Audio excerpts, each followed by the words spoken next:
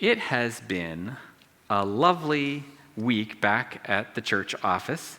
Janice said I was back on Wednesday in the weekly update. I was actually back, technically back on Tuesday, actually back on Monday.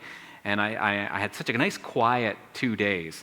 I was thinking that next year I'll tell Janice to tell you all again that I'm not back until Wednesday.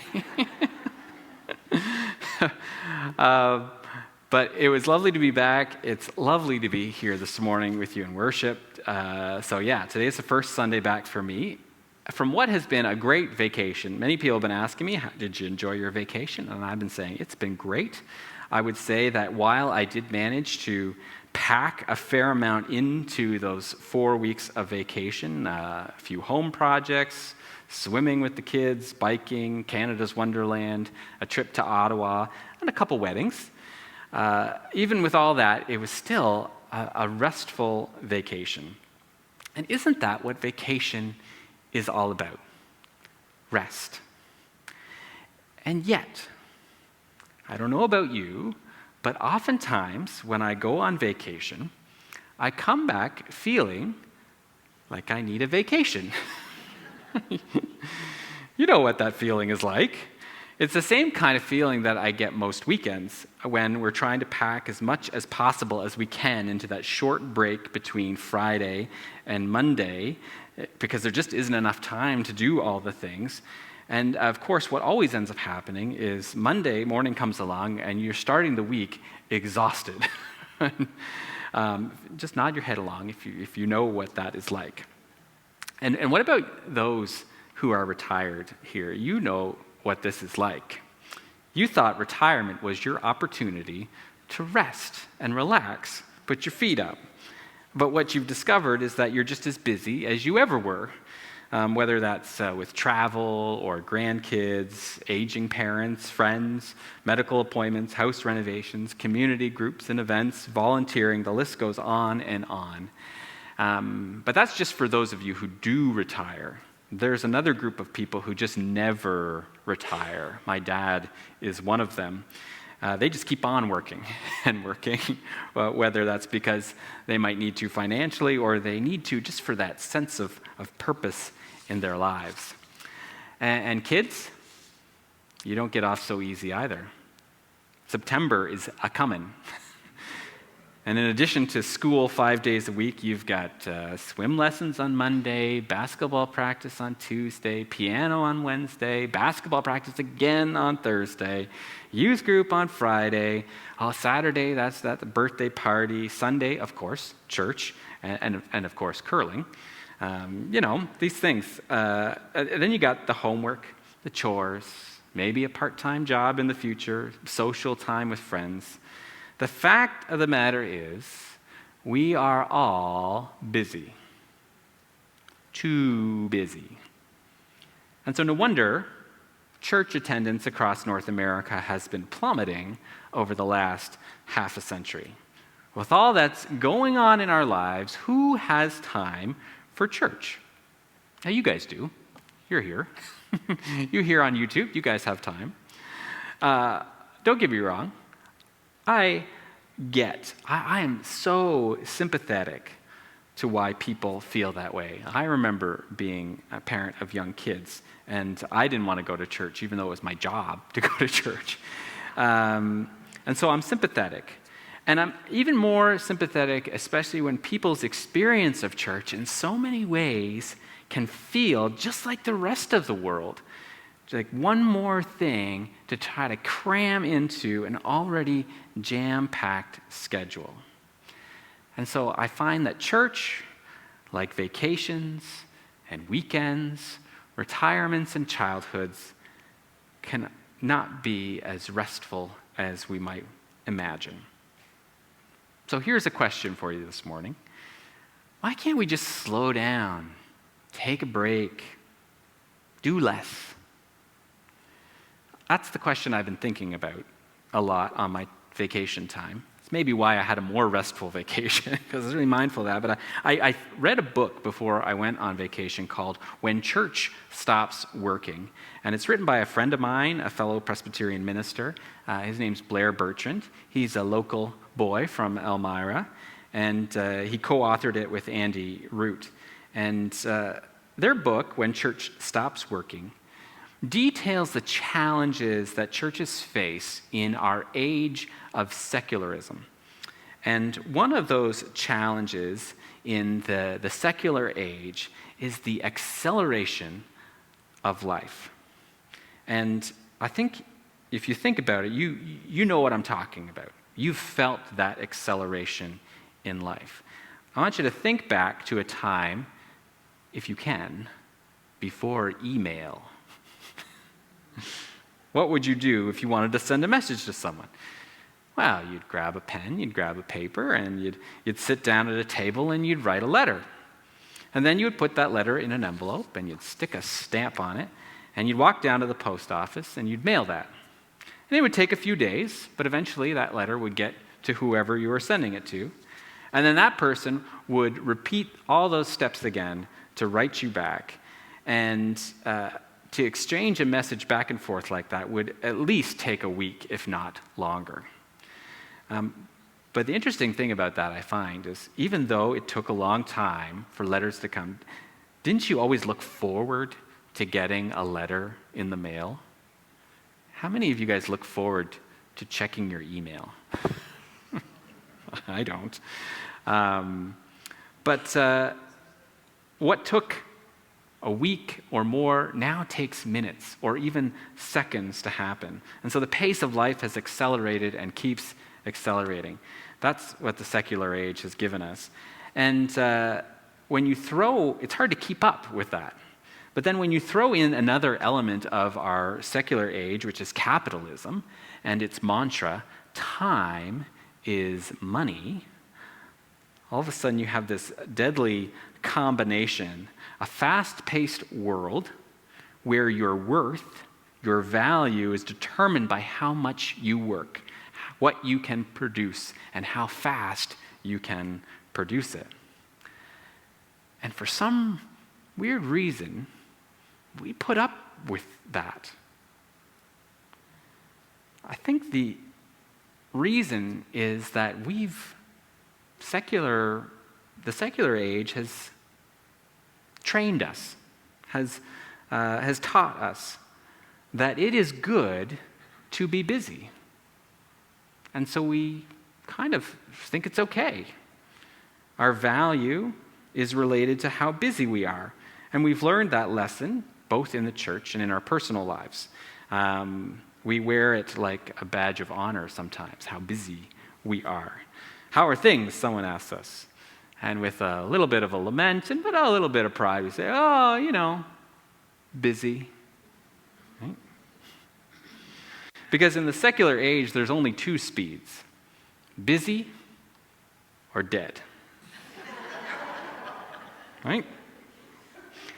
And I think we feel that dichotomy, especially in the church, with the growing pressure of church decline weighing heavily. The church already feels like it can't keep up with secular society. And yet, oddly enough, and this is what Blair and Andy say in their book is strange, oddly enough, we think the solution will be found in the pages of the secular age playbook. We think the cure for church decline is work harder, work faster, or we'll die. The problem with that is that no matter how hard we work, no matter how fast we work, the secular age is never satisfied. And so I want to ask, what if things were different? What if the solution to church decline wasn't imitating the secular age?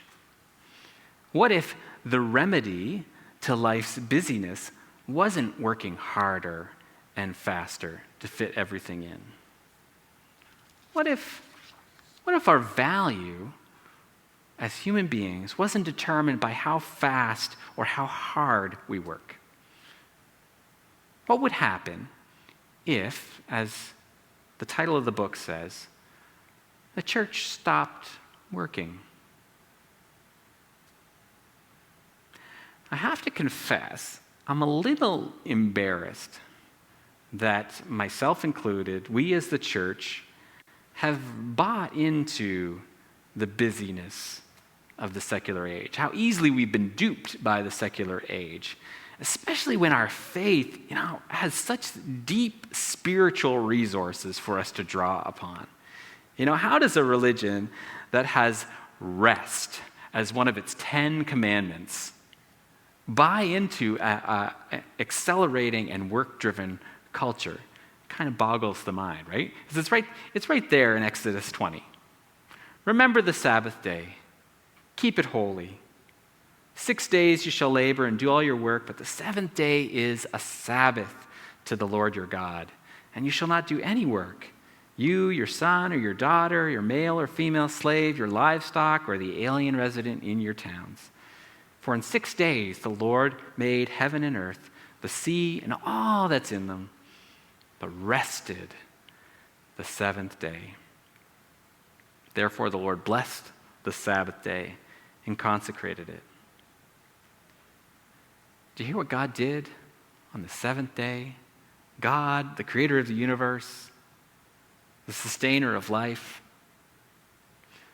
God rested. So consider this. Instead of being defined by work, God chose the people of Israel, set them apart from the rest of the world by commanding them not to work, but to rest.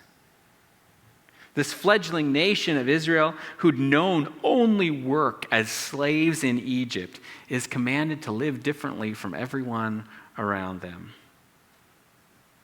by resting. And it wasn't just for them.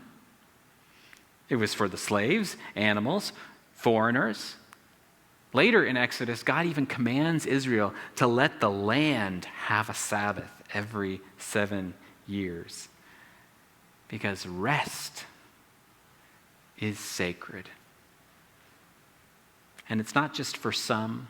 It's not just for those who can afford it.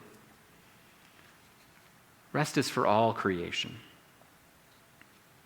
Now, I think that is a beautiful vision for what life could be like.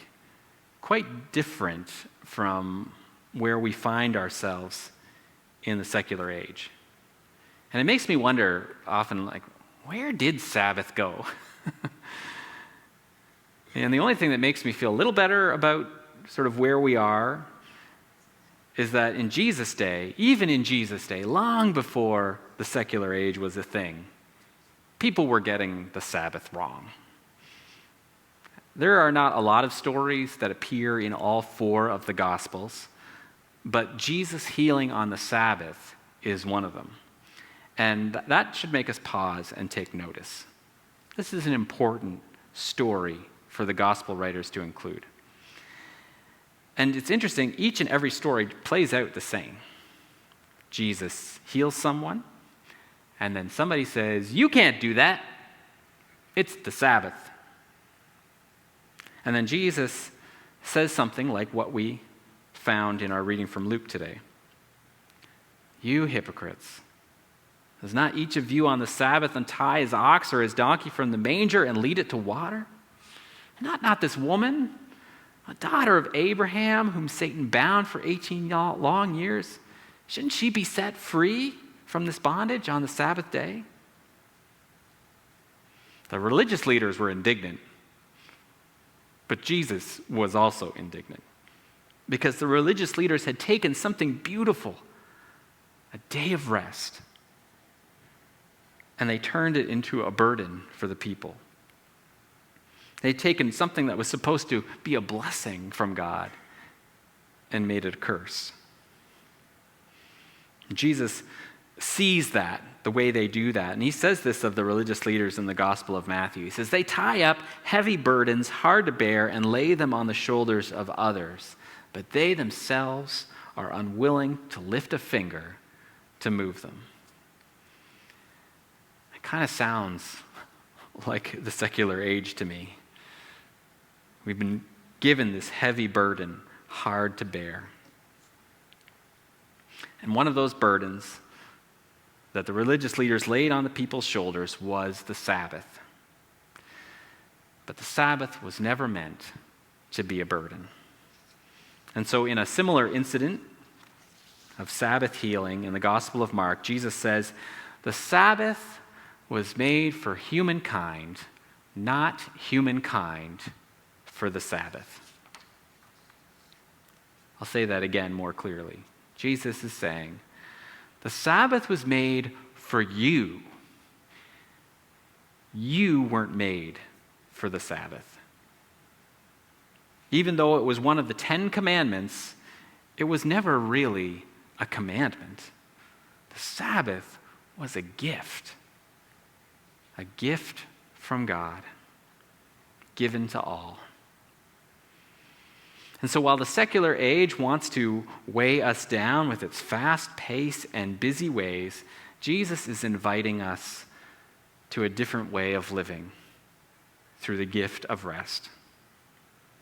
And we find in the Gospel of Matthew this beautiful invitation which we used for our call to worship this morning, where Jesus says, come to me, all you who are weary and carrying heavy burdens. I will give you rest. And so that's the invitation, Jesus' invitation, that I want to leave with you this morning. Are you weary? Are you carrying heavy burdens, whatever they may be? Come to Jesus, and you will find rest. Because to follow Jesus, to be the church, should never be a burden that weighs heavily on us. It should be peace. It is joy. It is rest. My hope is that today, in this sanctuary, like hopefully many times before, you've experienced rest for your soul. The rest that Jesus offers through our worship, our music, and prayers. I hope that within this faith community, that you've found your burdens lighter because of the fellowship that we share and the encouragement that we give one another. My hope is that your relationship with Christ is like that woman in the story. A story of healing, a story of freedom from the bondages of our secular world. And my hope is that as society continues to accelerate, as we know it will, and the value that we place on people by their busyness, I hope that as that continues, that here, our identity as the church and as followers of Christ would be rooted in Sabbath, would be rooted in rest. And so my blessing for you this morning, people of God, may your vacations be vacations. May your weekends be weekends. May your retirements be retirements. May your childhoods be childhoods. And may this sanctuary and the people that gather here be just that, a sanctuary, a place of rest for you, a place of Sabbath. Amen.